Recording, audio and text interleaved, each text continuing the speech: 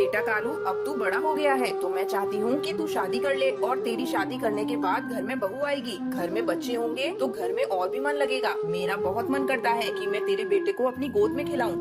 अरे दादी माँ, शादी वादी में कुछ नहीं रखा है। आज मैं शादी करके आ भी जाऊँ तो तुम खुद ही कुछ दिनों में बहू से परेशान हो जाओगी और उसे तरह तरह के ताने दिया करोगी। नहीं बेटा, ऐसा कुछ भी नहीं है। मैं उसका बहुत ख्याल रखूंगी और उसे हमेशा ही खुश रखा करूंगी।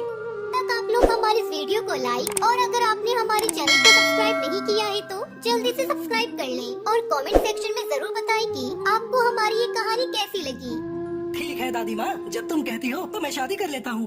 ये कहकर कालू जंगल के पंडित के पास जाता है और उनसे कहता है, पंडित जी देखो, वैसे तो मेरे घर में कोई कमी नहीं है, बस कमी है तो एक बहू की। और अब मेरी माँ भी चाहती है कि मैं शादी कर लूँ, तो मेरे लिए कोई अच्छी सी चिड़िया हो तो बताना।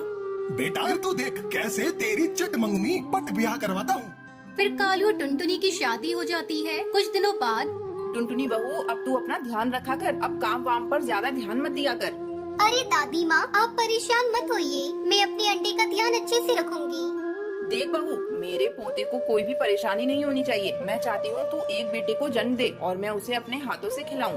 कुछ दिनों बाद कालू के घर में 3 बेटियां पैदा हो जाती हैं, जिसे देखकर दादी माँ का माथा चढ़ जाता है और वो टुनटुनी के बारे में मनी मन ये कलमुही जब से घर में आई है कुछ भी अच्छा नहीं हो रहा है। अब इसने बेटे की जगह 3-3 बेटियों को जन्म दे दिया है। अब इनकी परवरिश कैसे होगी? ये तो मेरे बेटे की सारी कमाई ही खा जाएंगी। फिर तीनों बेटियां धीरे धीरे बड़ी होने लगती है और वो एक दिन दादी माँ के पास आती है। दादी दादी, हमें भूख लगी है, हमें कुछ खाने को दो ना। ओहो मनूस चिड़िया, मुझे हाथ लगाने की जरूरत नहीं है। मुझसे दूर रहो और मेरी तरफ से भूखी मर जाओ, मुझे कोई फर्क नहीं पड़ता।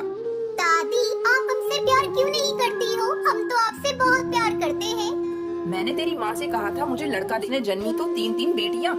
दादी, क्या लड़कियाँ होना कोई गलत बात होता है? लड़कियाँ तो अच्छी होती है। माँ कहती है हम बहुत भाग्यशाली हैं। अच्छा, तो तू अब मुझसे जबान लड़ाएगी?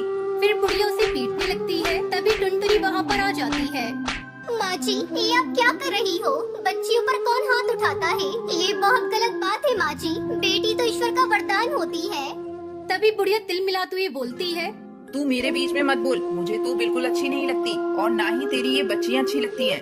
फिर सबसे छोटी बच्ची अपनी दादी से कहती, बुढ़िया, तू भी हमें अच्छी नहीं लगती है। तू भाग जा हमारे घर से। 24 घंटे बकर बकर बकर करती रहती है। जब देखो हमारी माँ को और हमें सुनाती रहती है। देखो देखो, कल की छोकरी मुझसे ही बातें बनाने लगी है। देख मैं अब तेरा क्या हाल करूँगी। फिर अगली सुबह बाहर बहुत तेज बारिश हो रही होती है। सुंदरी दादी के दिमाग में तरकीब आती है और वो छोटी बच्ची जो कि सोई हुई होती है, उसके बाद सुंदरी उसे उठाकर एक छोटे से कपड़े में बांध देती है और तेज बारिश में उसे बाहर छोड़कर आ जाती है। पर सुनहरी की भी आँख खुल जाती है और वो अपनी दादी को ऐसा करते हुए देख लेती है। दूसरी तरफ टुनटुनी माँ को अपनी बेटी का आभास हो जाता है। अरे छोटी कहाँ गई? इतनी जल्दी तो उठती नहीं है। हो सकता है बाहर खेलने गई हो। ये कहकर टुनटुनी घर के बाहर देखती है। बाहर बहुत तेज बारिश हो रही होती है। हे भगवान, ये रातों रात इतनी बारिश कैसे हो गई? ये अचानक से क्या हो गया? मुझे अपनी बेटी को बचाना होगा। फिर टुनटुनी छोटी को ढूंढती हुई घर के बाहर जाती है। छोटी, ओ छोटी, तू कहाँ है बेटा? छोटी इधर आ। टुनटुनी को जंगल की नहर के पास उसे पेड़ के नीचे अपनी तौलिया का कपड़ा दिखाई देता है। अरे ये तो मेरी तौलिया है। अचानक से यहाँ पेड़ के पास कैसे आ गई? ये सब कैसे हुआ? तभी सुनहरी अपनी माँ के पास आती है और वो अपनी माँ को सब बता देती है। ये सुनकर टुनटुनी गुस्से से अपनी सास से बोलती है, माँ जी, अगर आपको मैं तुम्हारे घर को छोड़कर चली जाती हूँ, पर तुमने आज मेरी छोटी बेटी मुझसे छीनी है। तुम्हें बेटियाँ पसंद नहीं है ना? जबकि तुम खुद एक बेटी रही होंगी। माँ जी, आपने मेरे साथ ऐसा क्यों किया? भगवान आपको कभी माफ नहीं करेंगे। इतना सुनते ही सुंदरी की आंखों में आंसू आ जाते हैं और वो कहती है, मैंने तुम लोगों के साथ कभी भी अच्छा नहीं किया, फिर भी तुम्हारी बातों ने मेरा दिल जीत लिया और मुझे पता चल गया कि बेटा और बेटी सब एक जैसे होते हैं, उनमें कोई भेदभाव नहीं होता। उस दिन के बाद से पूरा परिवार खुशी खुशी एक साथ रहने लगता है।